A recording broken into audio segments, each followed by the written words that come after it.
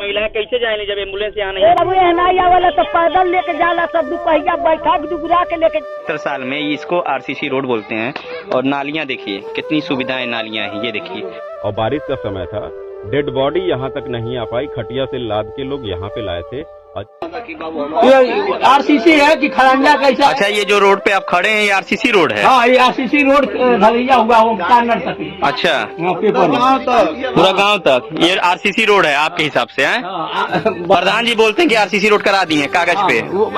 अगला प्रधान जो, अच्छा अच्छा, वो प्रधान आने की वो बोले थे कि 5 गांव से आए थे वो मंत्री जी। हाँ। तो बोले कि सर्वे कर लीजिए, यहाँ से पैमाइश किए, ये इधर पैमाइश किए, इधर पैमाइश किए, नाप के ले गए मीटर से। और उसके बाद इलेक्शन आ गया, वोटिंग बड़ा प्रधानी के, उसके बाद में काम खत्म। अच्छा अच्छा। तो व्यूअर्स जो हमारा वीडियो देख रहे हैं एक बार देख लीजिए, ये है गांव की हकीकत। 75 और 76 साल में इसको आरसीसी रोड बोलते हैं। और नालियाँ देखिए कितनी सुविधाएं नालियाँ हैं, ये देखिए। ठीक है, नमस्कार, न्यूज NG 24 से इमरान खान आप सबका स्वागत करता हूँ। आज हम गोरखपुर के मुख्यमंत्री जी के शहर गोरखपुर के तियर गांव में हूँ। और मेरे साथ एक भैया हैं यहाँ के। मैं अपने कैमरामैन से कहूँगा एक बार दिखा दें। ये देखिए एक बगीचा है, यहाँ चारों तरफ तार का जंजाल लगा हुआ है। जिस तरीके से आप लोगों ने देखा होगा कि बगिया में चिड़ियों का घोंसला होता है, तो यहाँ चिड़ियों का घोंसला नहीं, यहाँ तारों का घोंसला बनाया गया है। और आप अंदाजा लगा सकते हैं कि अक्सर गर्मियों में लोग आते हैं, बच्चे पेड़ पे चढ़ जाते हैं। तो ये जो बाग है तो आम का बाग, लेकिन हम इसको कह सकते हैं कि ये जानलेवा बाग है। कब किसकी जान ले ले इसका कोई अंदेशा नहीं है। हमारे साथ एक भैया हैं। सर क्या नाम है आपका? मेरा नाम सौरभ यादव है जी। तो भैया आप इस गांव का नाम बताइए, इस टोला का नाम बताइए, और ये जो जंजाल दिख रहा है इसके बारे में क्या कहना चाहते हैं? तियर गांव है, उसमें एक केवटान टोला है, तियर केवटान टोला। जी। और रही बात यहाँ पे तार, तो देख सकते हैं आप कि खंभा बस वहीं पे है, वो भी कई साल पुराना है, जर्जर खंभा है। तो लोग सुविधाओं के लिए तार खींच के लाए हैं। अगर यहाँ पे एक खंभा गड़ जाए प्रॉपर तरीके से तो सबके घरों में लाइट आसानी से जाएगी और इतना लंबा तार का जाल नहीं हो पाएगा।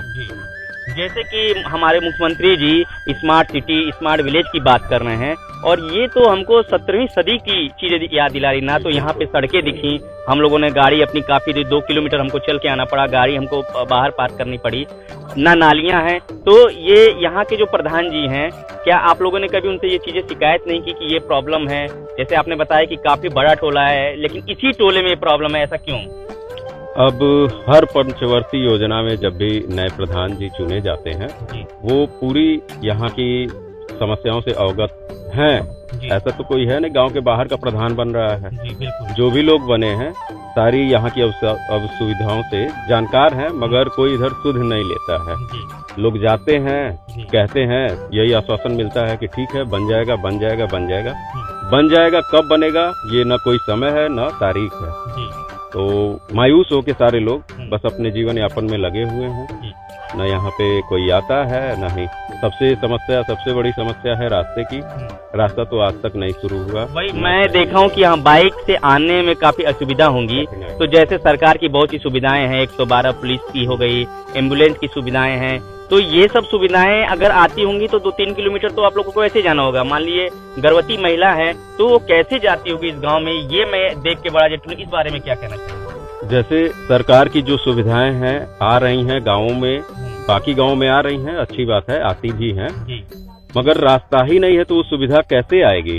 रास्ते से चल के ये कौन लेके आएगा? सबसे बड़ी बात ये है जो भी उस सुविधा को लेके आ रहा है। अब जैसे एम्बुलेंस की ही बात कर लीजिए, एम्बुलेंस आज तक इस टोले पे नहीं आ पाई है, आज तक नहीं आ पाई। जैसे वो भी मजबूर है, ड्राइवर कैसे लेके आए? रास्ता है नहीं, केवल घुटने भर पानी भरा रहता है, तो कोई भी ड्राइवर उड़ा के तो लाएगा नहीं।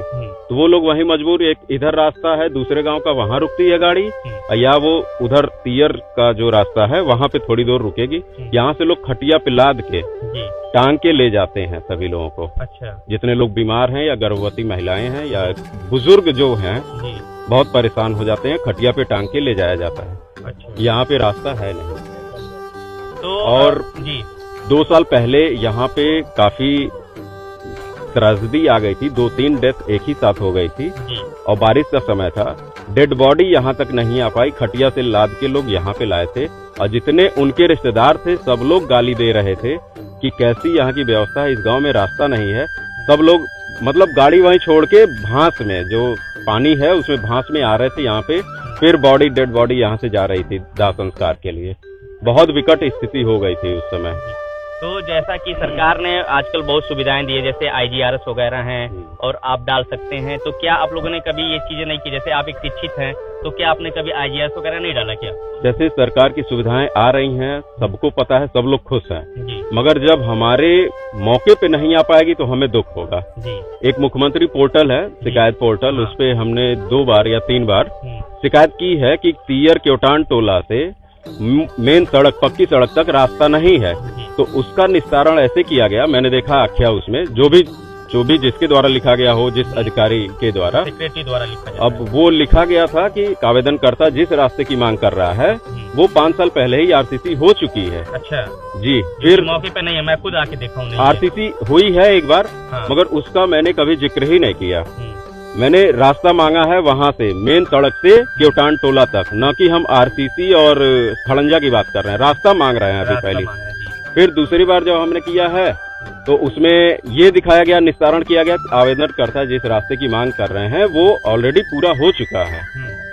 अब न ही यहाँ पे सेक्रेटरी आके कभी मुआयना किए हैं, न ही कोई अधिकारी मिले हैं, और न ही मेरे पास फोन आया कि क्या आपकी समस्याओं का समाधान हुआ। अच्छा, फोन भी नहीं आया? कभी नहीं आया, नहीं। तो ये बहुत बड़ी बात है, जहाँ तक कि मुख्यमंत्री जी भी कहते हैं कि अब कोई भी प्रॉब्लम हो आप डायरेक्ट IGRS डाल सकते हैं या कंप्लेन कर सकते हैं आपकी प्रॉब्लम को रिजॉल्व। लेकिन जैसे भैया ने कहा कि उन्होंने IGRS डाला है, कई बार कंप्लेन किया, लेकिन कुछ नहीं होता। जो रास्ता बना ही नहीं है वो रास्ता आख्या में दिखा दिया जाता है कि वो रास्ता बना दिया गया। तो बहुत सी प्रॉब्लम है। एक चाची हैं, चाची से मैं पूछना चाहूँ, चाची यहाँ पे क्या क्या दिक्कतें हैं? सड़क नहीं है, नालियाँ नहीं है? नहीं है बाबू, नाली नहीं है। तो आप लोगों ने प्रधान से कभी नहीं कहा? नहीं, प्रधान करवा नहीं करता हूँ। आपको पेंशन मिलती है? नहीं। तो ये बहुत बड़ी बात है। देखिए, एक 60 साल से ऊपर की महिलाएं हैं और इनको देखिए किस तरीके से खड़ी हैं, चलने फिरने में दिक्कत है और इनको पेंशन की सुविधाएं नहीं मिल रही हैं। तो नहीं मिलेगा हमको, खेत का भी नहीं मिलता, पेंशन भी नहीं मिलता है। अच्छा,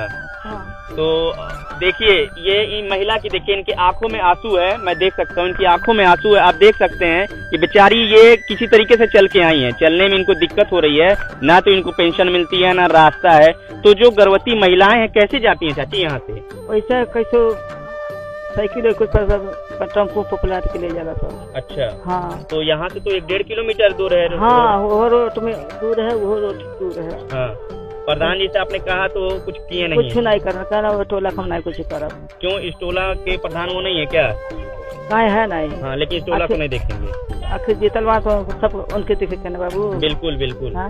तो जैसा कि चाची ने बड़ा एक इल्जाम लगाया कि उन्होंने कई बार प्रधान जी को बोला, लेकिन प्रधान जी ने बोला कि मैं इस टोला को देखूंगा नहीं। हालांकि ये टोला गांव, ये ग्राम सभा उनके अंडर में आता है। तो आखिर में क्या वजह है कि इस टोला पे कोई देख रेख करने वाला नहीं है?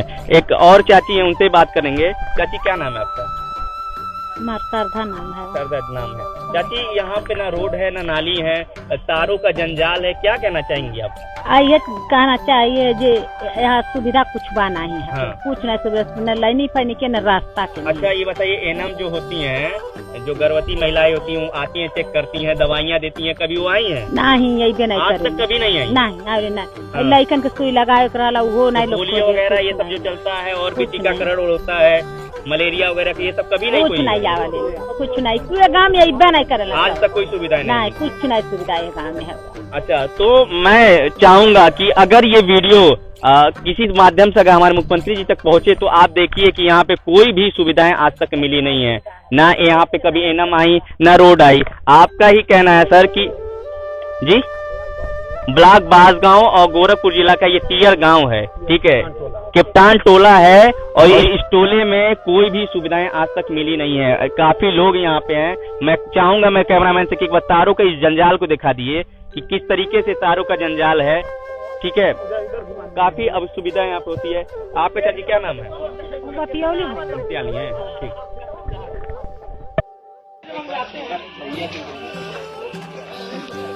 बरसात में कभी 60 हो जाते कुछ हो जाए तो डेंजर है। दिखेगा ना,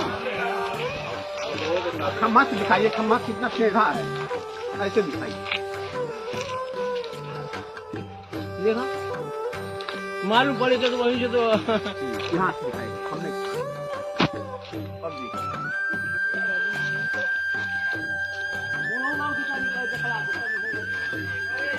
हमारे साथ न्यूज 24 के इमरान सर हैं, बगल में आप अजय हैं दोहरी घाट लाइव से, और हमें यहाँ पे आना पड़ रहा है।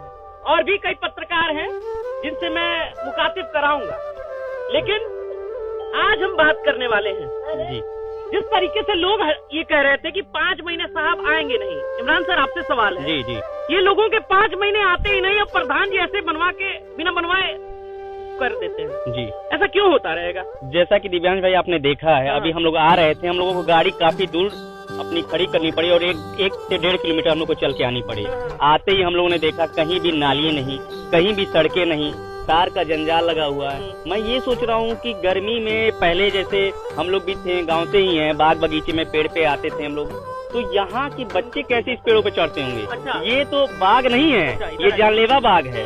ये वो बाग है जिस पे चढ़ के लोग जान लटकाएंगे। यहाँ पे फांसी जो पेड़ पे लगे, यहाँ फांसी लगा यहाँ चढ़ गए हाँ, तो यहाँ मर जाएंगे, उस तरीके के। अच्छा, यहाँ पे मैं आपको दिखाना चाहता हूँ। जी। यहाँ पे सबसे पहले देखिए, ये पूरे बागीचे में आपको तार का एक जंजाल लगा होगा। जी, जी। मैंने साफ कहा था कि तारों का जंजाल ऐसा है, यहाँ पे आम का जंजाल पूरा होना चाहिए, बगीचे पूरा भरे होने चाहिए, लेकिन यहाँ पे तार साफ भरे हैं। जी जी, बिल्कुल बिल्कुल तार भर। मैं एक महिला, एक चाची थी, करीब 70 से 75 साल की थी। वो हम लोगों को जब देखी किसी तरीके से वहीं चल नहीं पा रही थी। अच्छा। उनके आंखों में आंसू था। उन्होंने, जब हम लोगों ने, आप बोल रहे थे कि आजादी 75 साल, तो उन्होंने धीरे से बोला, जो कि मैं था कि कहीं कैसी बाबू आजादी। अच्छा, उन्होंने कहा कैसी आजादी? उनको कोई आजादी नहीं, क्योंकि ना तो यहाँ पे कभी एम्बुलेंस आई है, ना पे यहाँ पे कभी पुलिस की गाड़ी है। मतलब पुलिस भी जो आते हैं तो बाइक से आ सकते हैं, 112 नंबर नहीं आ सकती है, एम्बुलेंस नहीं आ सकती है, एनएम यहाँ पे कभी नहीं आई, जो कि एनएम की ड्यूटी होती है बच्चों को पोलियो पिलाने, बहुत सी चीजों की महिलाओं को समझाने के लिए। लेकिन कोई सुविधा यही नहीं है। जब रास्ता ही नहीं है तो सुविधाएं कैसे आएंगी? क्योंकि सब मुख्यमंत्री जी बोलते हैं, प्रधानमंत्री जी बोलते हैं कि हम गाँव को जिला से जोड़ देंगे, लेकिन यहाँ तो ये है कि रास्ता जो है मेन रोड से नहीं जुड़ पाया है, तो जिला से कैसे जुड़ेगा? और ये 30 या 32 किलोमीटर यहाँ से दूरी होगा मुख्यमंत्री जी का शहर। तो ये हाल है। अच्छा, बांसगांव भी नजदीक है, यहाँ बांसगांव भी यहाँ से नजदीक है, वहाँ बांसगांव ही लोग का ब्लॉक है। और दूसरी चीज, जो छोटे छोटे बच्चे, आपने भी पूछा है, मैंने पूछा है, ये बच्चे जो हैं यहाँ के प्राइमरी विद्यालय में नहीं जा पाते हैं। हम लोगों ने पूछा क्यों नहीं जा पाते, तो उनका क्वेश्चन था कि पानी भरा रहता है, रास्ता नहीं है। तो बताइए बच्चे कैसे जाएंगे?